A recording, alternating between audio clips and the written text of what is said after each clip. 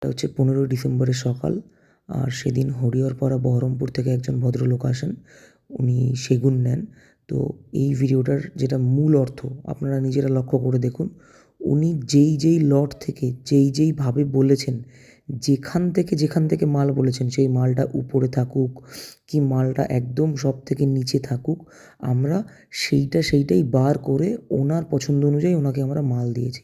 তো যেই কথাটা আমরা মুখে বলি সেই জিনিসটা আপনারা এই ভিডিওটাতে ভালো করে লক্ষ্য করুন। দেখুন একদম মাটির নিচের মাল, যেটা বার করতে গেলে কিন্তু আমাদের অনেক খাটাখাটনি করতে হয়, অনেক পরিশ্রম করতে হয়, কিন্তু ওনার পছন্দ অনুযায়ী আমরা সেখান থেকে মাল বার করেছি। হয়তো মালটা বার করার পরে ওনার হয়তো মালটা পছন্দ হলো না, কোনো দাগ আছে, সেই মালটা আমরা রেখে দিয়েছি। আবার উনি যেটা বলেছে সেটা দিয়েছি।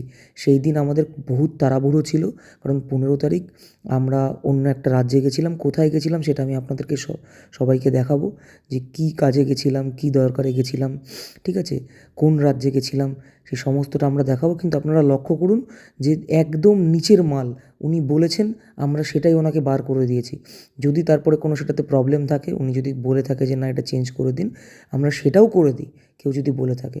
তো কাস্টমারের প্রেফারেন্সটা আমাদের কাছে সবথেকে বেশি, এবং কাস্টমারকে আমরা এরকমভাবেই ট্রিট করি।